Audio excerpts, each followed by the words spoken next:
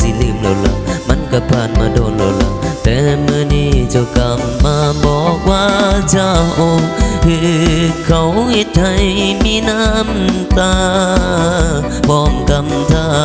ำว่ากลับมาเป็นคือเก่าสิได้บอกเจ้ากำมาสร้างบอกขินพอ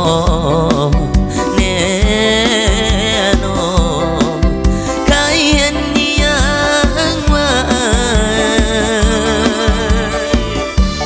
มันก็บอกเป็นของสิลืมง่ายๆพอตั้งท่าสิลืมเจ้าก็กลับมาใหม่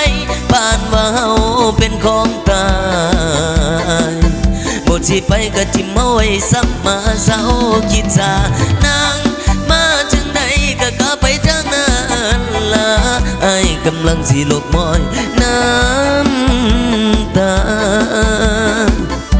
เข้าใจอยู่ล่ะแต่ว่าไอ้ห่างบ่ได้ดอกหูเธอหมดหักไปแต่เมื่อก่อนตอนนั้นแล้วหูสุดอย่างสุดแนวว่าเธอนั้นบ่มีใจหูว่าเธอแค่เงาต้องการแค่คนข้างกายหูว่าสุดท้ายเจ้าคงชี้ทิมให้ไปอีกเถื่อโอ้ยหูว่าเธอหมดหักจังใดก็คงบอกไอ้มาเจ็บใจข้างไอ้นี่เจ้าคงบ่เสื่อ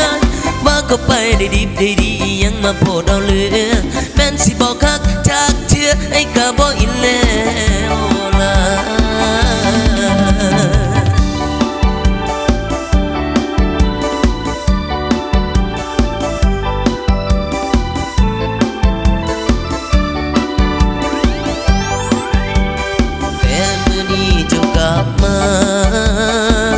บอกว่าเจ้า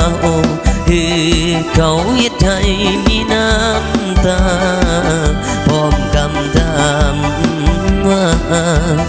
กลับมาเป็นคือเก่าสิได้บอกเจ้ากำมาสร้างบอกคิดพอแน่นอนเคยเห็นยังว่ามันก็บอกเป็นของสิลืมง่ายๆพอตั้งท่าสิลืมเจ้าก็กลับมาใหม่ผ่านว่าเฮาเป็นของตายบทสิไปก็ทิมเอาไว้ซ้ำมาเศร้าคิดซานางมาจังใดก็กลับไปจากนั้นล่ะไอ้กำลังสิลบมอยน้ำตาเข้าใจอยู่ล่ะแต่ว่า